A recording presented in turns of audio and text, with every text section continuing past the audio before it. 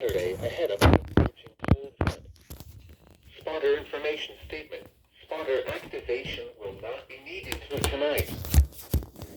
High fire danger conditions this afternoon into the evening for elevations above 1,500 feet in northeast Georgia due to low relative humidities.